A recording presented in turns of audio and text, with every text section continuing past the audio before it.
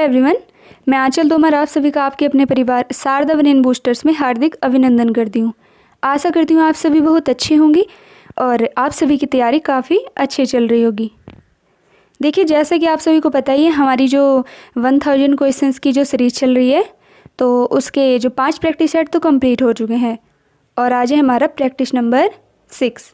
ठीक है, जिन्होंने भी पीछे के प्रैक्टिस सेट नहीं देखे हैं वो सबसे पहले क्या करिए कि पीछे के प्रैक्टिस सेट देख लो आराम से। ठीक है, और अब तो आपको अपनी तैयारी में और जी जान लगा देनी चाहिए। और देखिए क्या है कि सिस्टर, आप अपना लेवल वहाँ तक पहुँचा लो कि एग्ज़ामिनर क्या है कि कहीं से भी क्वेश्चन उठा कर दे आपको, वो हमसे छूटना नहीं चाहिए। ठीक है, देखिए एग्ज़ामिनर कहाँ तक जा पाएगा, कहाँ तक जा पाएगा। हम क्या करने वाले हैं कि हम एग्ज़ाम तक आपको 20 के 20 टॉपिक घोट घोट कर पिला देंगे। ठीक है, क्योंकि देखिए एग्ज़ामिनर क्या कितना भी लेवल उठा ले बट यूपीएससी तक तो नहीं पहुंच पाएगा ना। पर हम क्या कर रहे हैं, आप एकदम से निश्चिंत रहिए, हम यूपीएससी के लेवल को भी थोड़ा थोड़ा टच करके चल रहे हैं, जिससे क्या है कि हमें कोई भी परेशानी ना आए, चाहे वो स्टेटमेंट के क्वेश्चंस हो या फिर ऑब्जेक्टिव कैसे भी क्वेश्चंस आ जाएं। आप अच्छे से आराम से अच्छे से पढ़ते रहिए। जो हमारे टेलीग्राम चैनल पर जो क्विज़ होते हैं पेड बैच में, तो वहाँ जुड़ जाइए। और ये हमारे प्रैक्टिस सेट और थ्योरी चल रही है, इनको अच्छे से करिए, निश्चित ही आप अपनी सफलता को प्राप्त करेंगी। चलिए स्टार्ट करते हैं। जो हमारा कल का होमवर्क था तो वो क्या था, किस आयु वर्ग के बच्चे की लंबाई इन्फेंटोमीटर के द्वारा मापी जाती है। ऑप्शन नंबर ए 0 से 1 वर्ष, ऑप्शन नंबर बी 0 से 2 वर्ष, ऑप्शन नंबर सी 0 से 6 वर्ष, ऑप्शन नंबर डी 0 से 3 वर्ष। तो जिन बहनों ने भी इसका ऑप्शन नंबर बी दिया है तो उन सभी का आंसर राइट है। ठीक है, 0 से 2 वर्ष। चलिए शुरुआत करते हैं आज के अपने प्रैक्टिस सेट की क्वेश्चन नंबर फर्स्ट से। क्वेश्चन नंबर फर्स्ट, संविधान के किस अनुच्छेद में कुछ दशाओं में काम, शिक्षा और लोक सहायता पाने का अधिकार है। क्या ऑप्शन नंबर ए अनुच्छेद 41 में, या फिर ऑप्शन नंबर बी अनुच्छेद 42 में, या फिर अनुच्छेद 44 में, या फिर अनुच्छेद 45 में। देखिए क्या होगा हमारा राइट आंसर। हमारा राइट आंसर होगा ऑप्शन नंबर ए अनुच्छेद 41 में।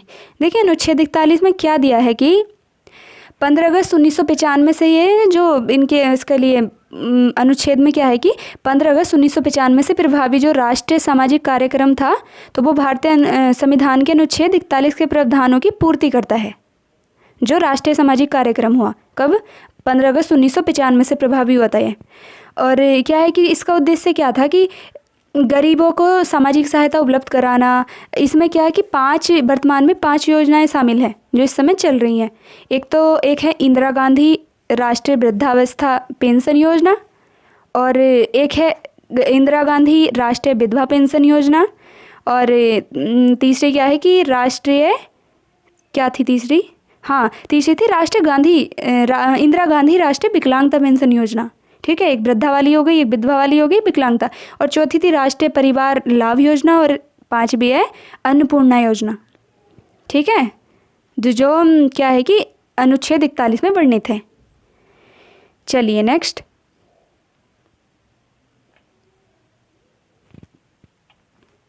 क्वेश्चन नंबर सेकंड, संविधान में अस्पृश्यता का उन्मूलन किस भाग के तहत किया गया है। ऑप्शन नंबर ए भाग 2, ऑप्शन नंबर बी भाग 3, ऑप्शन नंबर सी भाग 4, या फिर ऑप्शन नंबर डी भाग 5। तो बताइए क्या होगा हमारा राइट आंसर। देखिए अगर एक बार को एग्ज़ाम में ये क्वेश्चन आ जाए तो भले ही आपको ये पता है, फिर भी आप थोड़ा सोचेंगी और छोड़ देंगी, या फिर इसको गलत कर देंगी कि हमने भाग तो पढ़ा ही नहीं, हमने तो अनुच्छेद पढ़ा था। तो देखिए हमारा राइट आंसर क्या होगा, ऑप्शन नंबर बी भाग 3। जो अनुच्छेद 17 है जिसमें अस्पृश्यता का उन्मूलन है, तो वो भाग 3 यानी कि हमारे जो मौलिक अधिकार हैं, तो उसके अंदर अनुच्छेद 17 आता है जिसमें अस्पृश्यता का उन्मूलन दिया गया है, वर्णित है। ठीक है, जो हमारा राइट टू, और जो अनुच्छेद 17 है वो किस में आता है, राइट टू इक्वालिटी में। ठीक है, समानता का अधिकार। ठीक है, और अगर जो क्या होता है कि जो हमारे जो अनुच्छेद 17 में है, अगर इसका हमारे अधिकारों का उल्लंघन करता है अस्पृश्यता का उन्मूलन जो है अगर इसका उल्लंघन करता है तो आप क्या है हाई कोर्ट और सुप्रीम कोर्ट का दोनों का दरवाजा खटखटा सकते हैं, ठीक है। और सुप्रीम कोर्ट का किस अनुच्छेद के तहत खटखटा सकते हैं, मतलब अपने राइट के लिए लड़ सकते हैं, आवाज़ उठा सकते हैं, तो वो सुप्रीम कोर्ट में आर्टिकल 32 के तहत और हाई कोर्ट में आर्टिकल 226 के तहत, अगर आपके जो अधिकार है उनका हनन होता है, ठीक है। तो इस समय हमारा राइट आंसर होगा ऑप्शन नंबर बी, अनुच्छेद 17 में दिया है अस्पृश्यता का उन्मूलन। चलिए नेक्स्ट क्वेश्चन नंबर 3। सितंबर 2022 में जारी HDI इंडेक्स में भारत से कितने पड़ोसी देशों की रैंक भारत से अच्छी है। सितंबर 2022 में जारी HDI में भारत के कितने पड़ोसी देशों की रैंक भारत से अच्छी है, ठीक है। तो कितने की है, ऑप्शन नंबर ए 2, या फिर ऑप्शन नंबर बी 4, या फिर ऑप्शन नंबर सी 5, या फिर ऑप्शन नंबर डी 3। तो क्या होगा हमारा राइट आंसर? हमारा राइट आंसर होगा ऑप्शन नंबर डी। जो हमारे भारत के पड़ोसी देश हैं उनकी रैंक, 3 देशों की रैंक हमसे अच्छी है, और वे 3 देश है कौन कौन से? एक तो है देखो बांग्लादेश है, और एक है भूटान, एक है श्रीलंका।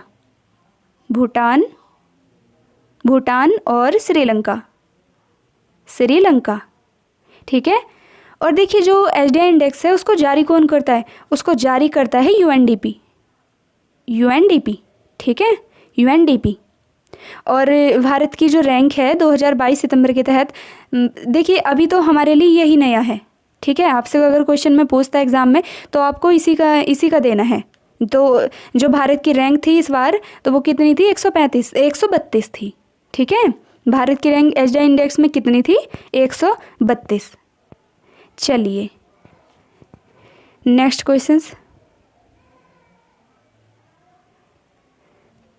निम्नलिखित में से भारतीय भाषाओं में दलित शब्द का आरक्षित अर्थ है। तो क्या है दलित शब्द का आरक्षित अर्थ? ऑप्शन नंबर ए हाथों से दबाया हुआ, ऑप्शन नंबर बी पीछे धकेला हुआ, ऑप्शन नंबर सी पैरों से कुचला हुआ, या फिर ऑप्शन नंबर डी इनमें से कोई नहीं। तो बताइए क्या होगा हमारा राइट आंसर? देखिए हमारा राइट आंसर होगा ऑप्शन नंबर कहाँ पर है? ये ऑप्शन नंबर सी, पैरों से कुचला हुआ। दलित शब्द का क्या अर्थ है हमारी जो भारतीय भाषा है कि पैरों से कुचला हुआ। चलिए नेक्स्ट क्वेश्चन नंबर 5। प्रथम पिछड़े वर्ग आयोग का गठन कब हुआ? क्या 1965 में, या फिर 1953 में, या फिर 1975 में, या फिर 1967 में? तो क्या होगा हमारा राइट आंसर? देखिए हमारा राइट आंसर होगा ऑप्शन नंबर बी, 1953 में। जो प्रथम पिछड़ा वर्ग आयोग था उसका गठन 1953 में हुआ था, ठीक है। और किन की अध्यक्षता में हुआ था? ये काका कालेलकर जो थे, काका कालेलकर की अध्यक्षता में, ठीक है। चलिए नेक्स्ट। सामान्यतः कम से कम एक परिवार में कितनी पीढ़ियां सम्मिलित होती हैं? तो क्या ऑप्शन नंबर ए 4, या फिर ऑप्शन नंबर बी 2, या फिर ऑप्शन नंबर सी 3, या फिर ऑप्शन नंबर डी 5? तो कितनी होती है समानता? देखिए हमारा इस समय राइट आंसर होगा ऑप्शन नंबर बी, 2 पीढ़ियाँ होती हैं, ठीक है।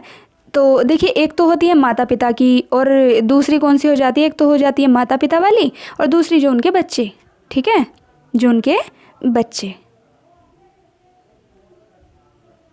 एक में तो माता पिता आ गए और एक में आ गए बच्चे, तो हो गई ना 2 पीढ़ी सामान्यता, जो इनमें पूछ रखा है मिनिमम। तो चलिए इस समय हमारा राइट आंसर होगा option number B. Next question number 7। सामाजिकरण एक प्रक्रिया डैश है। क्या है? क्या जो मानव स्वभाव को रेगुलेट करती है, या फिर जो जीवन पर्यंत चलती है, या फिर जो सीखने की क्रिया पर आधारित होती है, या फिर इनमें से सभी? देखिए सामाजिकरण प्रक्रिया क्या है? जो समाज में गतिविधियाँ होती हैं, ठीक है, जो मानव स्वभाव को रेगुलेट करती है। हाँ ऑप्शन ए भी राइट है। तो जो जीवन पर्यंत चलती है, जी जीवन पर्यंत चलती है सामाजिकरण प्रक्रिया, और जो सीखने की क्रिया पर आधारित होती है। देखिए कोई भी मोमेंट हो, कुछ भी हो, इंसान क्या है जीवन भर सीखता ही रहता है, ठीक है। तो इस समय हमारा राइट आंसर होगा ऑप्शन नंबर डी, इनमें से सभी। चलिए नेक्स्ट। जननी सुरक्षा योजना का प्रमुख उद्देश्य है। तो क्या है? क्या गर्भवती माताओं को आर्थिक सुरक्षा देना, या फिर प्रसव उपरांत, ठीक है, क्या है?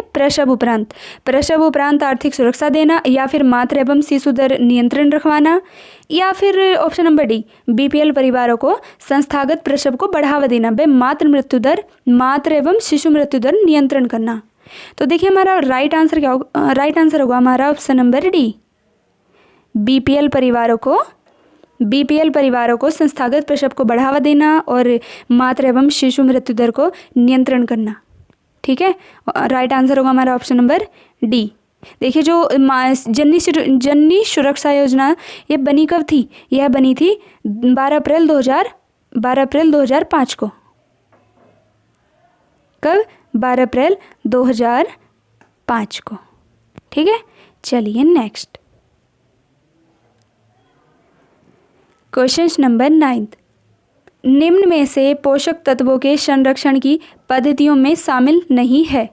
क्या सब्जियों को काटने से पहले धोना चाहिए, या फिर भोजन को आवश्यकता से अधिक नहीं पकाना चाहिए, या फिर सब्जियों को अधिक से अधिक पकाना चाहिए, या फिर ऑप्शन नंबर डी, भोजन पकाते समय इमली या नींबू के रस के प्रयोग से विटामिनों के संरक्षण में सहायता मिलती है। देखिए हमारा राइट आंसर क्या होगा इस समय? हमारा राइट आंसर होगा ऑप्शन नंबर सी, सब्जियों को अधिक से अधिक पकाना चाहिए। ये बिल्कुल गलत है, सब्जियों को कम से कम पकाना चाहिए। क्या है कि फिर अधिक से अधिक पकाओगे तो उनके जितने भी पोषक तत्व, विटामिन्स होते हैं, खनिज, वे सभी निकल जाते हैं। तो इस समय हमारा right answer option number C होगा। क्या? देखिए सब्जियों को काटने से पहले धोना भी चाहिए, ना कि काटने के बाद धुलना चाहिए। ठीक है, तो जितने भी पोषक तत्व हैं उनसे फिर बाद में धुल जाते हैं। और भोजन को आवश्यकता से अधिक नहीं पकाना चाहिए। ठीक है, ये भी सही है। और भोजन पकाते समय इमली या नींबू के रस के प्रयोग से क्या है कि विटामिनों के संरक्षण में सहायता मिलती है। तो इस समय हमारा राइट आंसर होगा ऑप्शन नंबर सी। नेक्स्ट, खाद्य संरक्षण की निम्नलिखित में से किस विधि में एंजाइम विकृत हो जाते हैं? क्या ऑप्शन नंबर ए अपूहन विधि, या फिर निर्जलीकरण, या फिर वर्णहीन करना, या फिर ऑप्शन नंबर डी अचार बनाना। तो देखिए हमारा राइट आंसर क्या होगा? हमारा राइट आंसर होगा ऑप्शन नंबर, कहाँ पर है ये? हमारा राइट आंसर होगा ऑप्शन नंबर सी, नहीं ऑप्शन नंबर बी, निर्जलीकरण। जो खाद्य संरक्षण की जो विधि है उसमें एंजाइम विकृत हो जाते हैं निर्जलीकरण की विधि से। ठीक है, तो राइट आंसर होगा option number B. Next, sir Thomas Robert Malthus ने अपने लेख में जनसंख्या सिद्धांत दिए, निम्न में से कौन सा कथन सत्य है? तो इसमें आपको सत्य कथन बताना है। क्या ऑप्शन नंबर ए, माल्थस ने 1798 में अपने लेख NSA on the principle of population में दिया, या फिर ऑप्शन नंबर बी, माल्थस के अनुसार जनसंख्या की वृद्धि दर गुणोत्तर श्रेणी से बढ़ती है, या फिर ऑप्शन नंबर सी, ए व बी दोनों कथन सत्य हैं, या फिर ऑप्शन नंबर डी, यह दोनों कथन असत्य हैं। देखिए क्या है कि हमारा राइट आंसर होगा इस समय ऑप्शन नंबर सी, दोनों कथन सत्य हैं। जो माल्थस साहब हैं तो उन्होंने 1798 में अपने लेख में जो NSA on the principle of population में दिया था। ठीक है, क्या दिया था कि जो जनसंख्या की वृद्धि दर है ना वो गुणोत्तर श्रेणी से बढ़ती है। ठीक है, जैसे एक के बाद फिर दूसरी, फिर चौथी, फिर 8वीं, ऐसी पीढ़ी बढ़ती जाती है। चलिए नेक्स्ट, भारत में चिकित्सा गर्भपात अधिनियम किस वर्ष का है? क्या ऑप्शन नंबर ए 1971, या फिर ऑप्शन नंबर बी 1975, या फिर ऑप्शन नंबर सी 1985, या फिर ऑप्शन नंबर डी 1986। तो देखिए हमारा राइट आंसर क्या होगा? हमारा राइट आंसर होगा ऑप्शन नंबर ए 1971 को। 1971 को जो भारत में चिकित्सा गर्भपात अधिनियम बना वो किस वर्ष का है? 1971 का है। चलिए नेक्स्ट, जो हमारा पूरा जो चिकित्सा गर्भपात है इसमें कौन से संशोधन हुए, कब, कितने वीक में, तो वो मैं कंप्लीट जैसे मैंने बोला आपको टॉपिक वाइज, मतलब जैसे आप बता देना कि किस टॉपिक के आपको वीडियो चाहिए, मैं वही एक एक टॉपिक करके, जैसे 15-20 मिनट की वीडियो हो गई जैसे, तो मैं चिकित्सा गर्भपात का जो सोच रही हूँ कि एक वीडियो में पूरा कंप्लीट करा दूँ। चलिए नेक्स्ट। ऐसे ही आप बता देना किस किस टॉपिक की आपको वीडियो चाहिए। जैसे धाराएं रहीं और जितने भी संशोधन रहे, जितने भी महिला एवं बाल बच्चों से क्या रहे कि जितने भी अपराध रहे या फिर उनसे जुड़े हुए अधिनियम, कार्यक्रम, संशोधन वगैरह रहे, यही सब जैसे इम्पोर्टेंट डेज और धाराएं, ठीक है, विटामिन्स, डिसीज़, यही सब आप बता देना। चलिए नेक्स्ट हमारा क्वेश्चन नंबर 13। भारत में किस वर्ष जनन बाल स्वास्थ्य उपागम पहली बार अपनाया गया? तो क्या ऑप्शन नंबर ए 1985, या फिर ऑप्शन नंबर बी 1994, या फिर ऑप्शन नंबर सी 1995, या फिर ऑप्शन नंबर डी 1997। देखिए हमारा राइट आंसर क्या होगा? ऑप्शन नंबर सी 1995। 1995 में जो जनन बाल स्वास्थ्य जो जनन बाल स्वास्थ्य उपागम पहली बार अपनाया गया कब? 1995 में। तो हमारा राइट आंसर होगा ऑप्शन नंबर सी। कभी कभी कोई वर्ड हो जाते हैं बोले भी नहीं जाते। चलिए नेक्स्ट क्वेश्चन नंबर 14। निम्न में से कौन असुमेलित है? तो क्या ऑप्शन नंबर ए विशेष विवाह अधिनियम 1954 का है, या फिर ऑप्शन नंबर बी हिंदू विवाह अधिनियम 1955 का है, क्या फिर हिंदू उत्तराधिकार अधिनियम 1953 का है, या फिर ऑप्शन नंबर डी दहेज निरोधक अधिनियम 1961 का है? तो इसमें बताना है कौन सा असुमेलित है। देखिए जो विशेष विवाह अधिनियम वो 1954 का है, ये भी बिल्कुल राइट है। और जो हिंदू विवाह अधिनियम वो 1955 का है, यह भी बिल्कुल राइट है। और जो दहेज निरोधक अधिनियम है वो है 1961 का। तो और जो हिंदू उत्तराधिकार अधिनियम है वह है 1956 का। कब? 1956 का। तो यही रॉन्ग है। कौन सा? हिंदू उत्तराधिकार अधिनियम 1900 ना कि 53 का, यह है 1956 का। तो चलिए नेक्स्ट क्वेश्चन नंबर 15। प्रोटीन से कितनी कैलोरी ग्राम ऊर्जा प्राप्त होती है? तो क्या ऑप्शन नंबर ए 4 कैलोरी पर ग्राम, या फिर ऑप्शन नंबर बी 9 कैलोरी पर ग्राम, या फिर ऑप्शन नंबर सी 7 कैलोरी पर ग्राम, या फिर ऑप्शन नंबर डी 6 कैलोरी पर ग्राम? तो हमारा राइट आंसर क्या होगा? ऑप्शन नंबर ए 4 कैलोरी पर ग्राम, जो क्या है कि प्रोटीन से 4 कैलोरी पर ग्राम ऊर्जा में प्राप्त होती है। और 16 मुख्यमंत्री कन्या सुमंगला योजना किस वर्ष की है? तो किस वर्ष की है मुख्यमंत्री कन्या सुमंगला योजना? क्या ऑप्शन नंबर ए 1 अप्रैल 2016, या फिर ऑप्शन नंबर बी 1 जून 2011, या फिर ऑप्शन नंबर सी 1 मई 2015, या फिर ऑप्शन नंबर डी 1 अप्रैल 2019? तो क्या होगा हमारा राइट आंसर? देखिए हमारा राइट आंसर होगा ऑप्शन नंबर डी 1 अप्रैल 2019। जो मुख्यमंत्री कन्या सुमंगला योजना यह किस वर्ष शुरुआत हुई थी इसकी? 1 अप्रैल 2019 को। तो राइट आंसर होगा हमारा ऑप्शन नंबर डी। चलिए नेक्स्ट। निम्न में से कौन ठोस पूरक भोज्य पदार्थ नहीं है? तो क्या नहीं है? क्या ऑप्शन नंबर ए मछली, या फिर ऑप्शन नंबर बी उबला हुआ अंडा, या फिर ऑप्शन नंबर सी जल, या फिर ऑप्शन नंबर डी मसले हुए फल? तो देखिए आप सभी को पता ही चल गया होगा जो ठोस पूरक भोज्य पदार्थ नहीं है वह क्या है? ऑप्शन नंबर सी जल। जल क्या है? तरल भोज्य पदार्थ है। तो इस समय हमारा राइट आंसर होगा ऑप्शन नंबर सी। चलिए नेक्स्ट क्वेश्चन नंबर 18। मेरस्मस बीमारी पाई जाती है ऑप्शन नंबर ए 6 माह से कम आयु के बच्चे में, या फिर ऑप्शन नंबर बी 1 वर्ष से कम आयु के बच्चों में, या फिर ऑप्शन नंबर सी 2 वर्ष से कम आयु के बच्चों में, या ऑप्शन नंबर डी 5 वर्ष से कम आयु के बच्चों में? तो देखिए हमारा राइट आंसर क्या होगा? हमारा राइट आंसर होगा ऑप्शन नंबर बी 1 वर्ष से कम आयु के बच्चे में। जो मेरस्मस बीमारी है वह 1 वर्ष से कम आयु के बच्चे में पाई जाती है, ठीक है, और यह होती है कैल्शियम की वजह से। तो क्या है कि शरीर में प्रोटीन कैलोरी की कमी आ जाती है। दिन पर दिन शरीर क्या है जो सूखता जाता है, पतला हो जाता है, दुबला पतला हो जाता है शरीर, और मांसपेशियाँ कमज़ोर पड़ने लगती है। ठीक है, और क्या होता है इससे, और होता है जो पेट बढ़कर आगे की तरफ निकल जाता है। यह किसके लक्षण है? मैरास्मस बीमारी के। ठीक है, और अधिकतर ये क्या है कि जितने भी बैकवर्ड एरिया होते हैं, जैसे ये मतलब कि जैसे बहुत गरीब परिवार या फिर बैकवर्ड एरिया होते हैं ना, जितने आपने देखा होगा स्टेशंस पर जो बच्चे फिरते हैं तो उनके पेट तो बहुत आगे को निकले रहते हैं और उनका शरीर मतलब उतना विकासशील नहीं होता, और उनके पैर देखे होंगे आपने, बहुत पतले पतले होते हैं नीचे से, मतलब शरीर तो दुबला पतला और पेट आगे को निकला हुआ है। तो ये किस बीमारी से ग्रसित होते हैं? वे मैरास्मस बीमारी से ग्रसित होते हैं, क्योंकि उन्हें क्या है कि पूरा पोषण आहार तो उन्हें मिल नहीं पाता, ना प्रोटीन्स ना विटामिन्स, कुछ नहीं मिल पाता। क्या है कि जैसे स्टेशन पर या फिर इधर उधर से मांग कर जो भी मिला वही खा लिया पेट भरने के लिए। तो हमारा इस समय राइट आंसर होगा option number B. Next question number 19, रक्त में यूरिक अम्ल की अधिकता का लक्षण क्या है?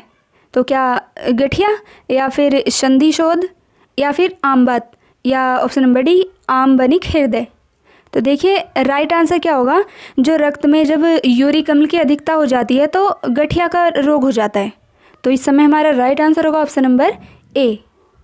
नेक्स्ट क्वेश्चन नंबर 20, व्यक्ति का बॉडी मास इंडेक्स BMI ज्ञात करने के लिए निम्न में से क्या आवश्यक है?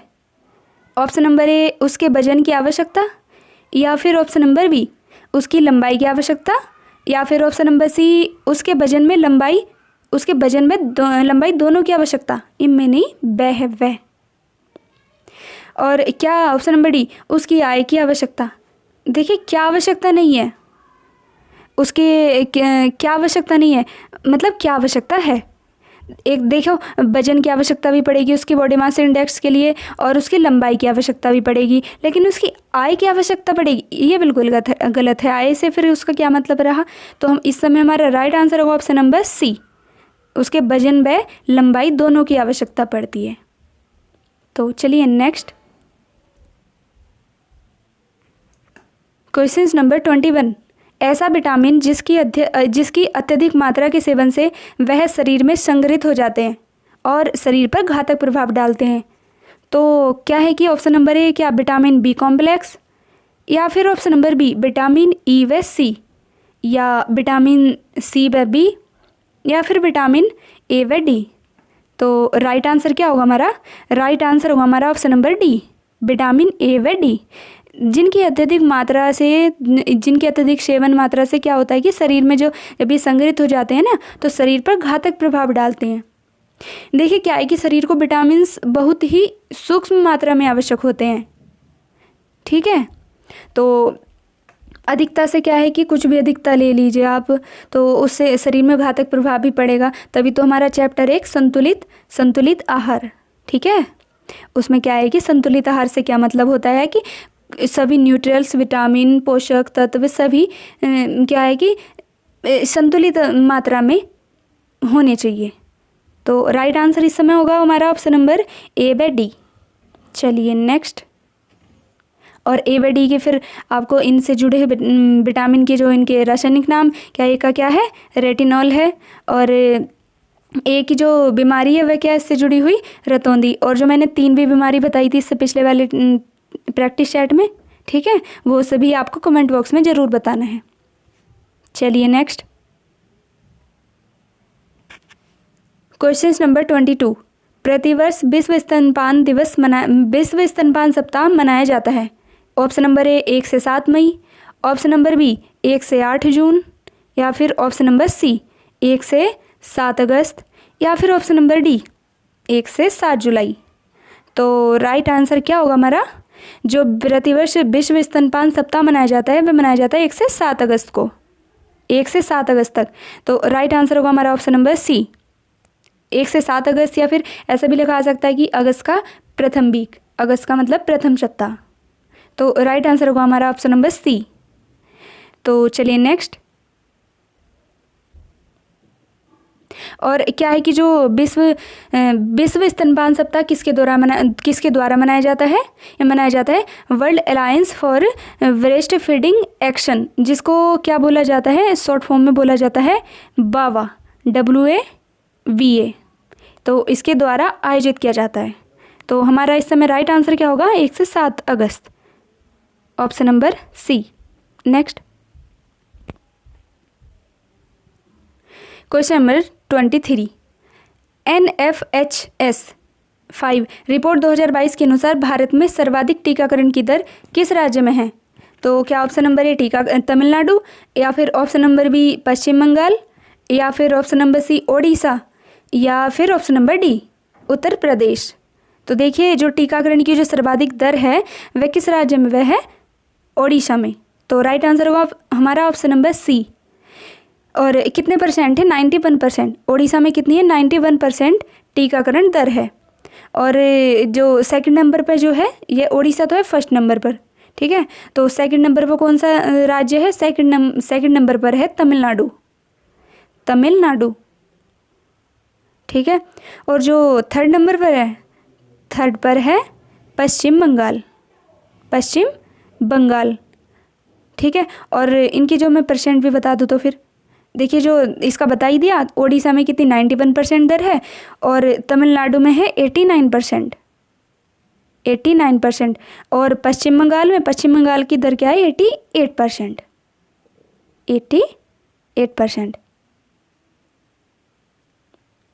क्या हो गया? ये कट गया।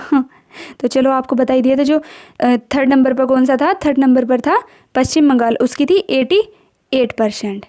चलिए नेक्स्ट क्वेश्चन नंबर 24, बच्चों की बौद्धिक विकास की 4 विशिष्ट अवस्थाओं की पहचान की गई हैं। तो किसके द्वारा पहचान की गई? क्या ऑप्शन नंबर ए एरिकॉनन के द्वारा, या फिर ऑप्शन नंबर बी स्किनर द्वारा, या फिर ऑप्शन नंबर सी पियाजे के द्वारा, या फिर ऑप्शन नंबर डी कोलबर के द्वारा। तो राइट आंसर क्या होगा हमारा? देखिए राइट आंसर होगा हमारा ऑप्शन नंबर सी। जो पियाजे समाजशास्त्री थे तो इन्होंने बच्चों के बौद्धिक विकास की जो 4 अवस्थाएं थी तो उनकी पहचान की। तो इस समय हमारा राइट आंसर होगा ऑप्शन नंबर सी। चलिए नेक्स्ट और लास्ट क्वेश्चंस। इन्फ्लुएंजा रोग डैश जनित रोग है। तो क्या विषाणु जनित रोग है, या फिर जीवाणु जनित रोग है, या फिर प्रोटोजोआ जनित रोग है, या फिर कवकीय रोग है? तो देखिए जो इन्फ्लुएंजा रोग है तो यह है विषाणु जनित रोग। और विषाणु जनित थोड़े से और रोग बता दी। तो जैसे एक तो छोटी माता, यह भी विषाणु जनित है, वायरस से होती है जो, और एक खसरा, रेबीज, एड्स और टेक्रोमा ETC, ठीक है। और यही जो क्या है वायरल डिजीज़ हैं। और जीवाणु की और प्रोटोजोआ और कवकीय मैं नेक्स्ट क्लास में बताऊंगी। तो कैसी लगी आपको यह क्लास? और हाँ HW का क्वेश्चन जो है इसका सभी को राइट आंसर देना है। देखो कितनी अच्छी इमोजी लेकर आई हूँ आज आपके लिए। विश्व चेचक उन्मूलन वर्ष किस वर्ष घोषित हुआ? तो इसका राइट आंसर आपको क्या करना है? कमेंट बॉक्स में ज़रूर देना है सभी को, ठीक है। और कैसे लगी आपको ये क्लास? आज थोड़ा बड़ मिस्टेक कर दी मैंने कई जगह, क्योंकि क्या है कि आज मेरी तबीयत थोड़ी ठीक नहीं है। तो आशा करती हूँ आप सभी समझ जाएंगी, ठीक है। जो सुझाव देना चाहती हैं आप तो वो कमेंट बॉक्स में या फिर टेलीग्राम ग्रुप में आप दे देना। तो चलिए, और जो 30 जुलाई को जो ट्विटर कैंपेन है तो उसको भूलना नहीं है। कभी ये सोचो कि हाँ अब एग्ज़ाम के थोड़े से आसार दिख गए हैं, ट्विटर को हम भूल जाते हैं। तो 23 जुलाई को है हमारा ट्विटर कैंपेन, 10 बजे से स्टार्ट है, ठीक है।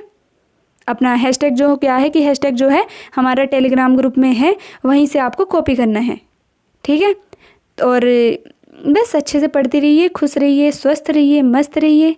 तो चलिए, जय जय Shri Radhe, bye bye, take care.